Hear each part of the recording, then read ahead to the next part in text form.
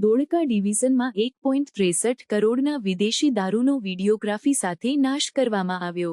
ધોળકા ડિવિઝનના અમીપુર ગામ, Kerala GIDC police station વિસ્તારમાં આવેલ વરિયા એલ્યુમિનિયમ લિમિટેડની બંધ કંપનીના કમ્પાઉન્ડમાં ભારતીય બનાવટના વિદેશી દારૂના મોટા જથ્થાનો નાશ કરવામાં આવ્યો।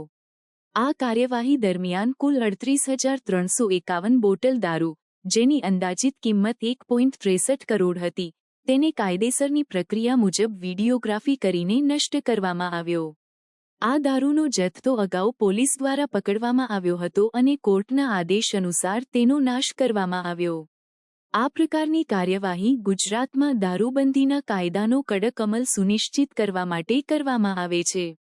પોલીસ અને સ્થાનિક પ્રશાસન દ્વારા આવા જથ્થાનો નાશ કરીને બુટલેગિંગ અને દારૂની હેરાફેરી સામે કડક સંદેશો આપવામાં આવે છે। આ ઉપરાંત આવા નાશની વીડિયોગ્રાફી કરીને સમગ્ર પ્રક્રિયાની પારદર્શિતા જાળવવામાં આવે છે। ગુજરાતમાં દારૂબંધીના કાયદાને અમલમાં લાવવા માટે પોલીસ અને કાયદા અમલવાળી સંસ્થાઓ સતત પ્રયાસ કરી રહી છે। અમે અગાઉ પણ નોંધ્યું છે કે નવસારી જિલ્લામાં પોલીસે 51 લાખથી વધુના વિદેશી દારૂનો નાશ કર્યો હતો અને 15 દિવસ પહેલા 1 કરોડથી વધુના દારૂનો નાશ કરવામાં આવ્યો હતો। આ પ્રકારની કાર્યવાહીથી દારૂની હેરાફેરી અને બુટલેગિંગ પર અંકુશ લાવવામાં મદદ મળે છે।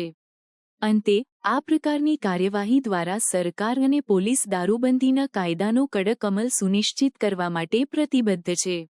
આવી કાર્યવાહીથી દારૂની હેરાફેરી અને બુટલેગિંગ પર અંકુશ લાવવામાં મદદ મળે છે। આ ઉપરાંત આવા નાશની વીડિયોગ્રાફી કરીને સમગ્ર પ્રક્રિયાની પારદર્શિતા જાળવવામાં આવે છે।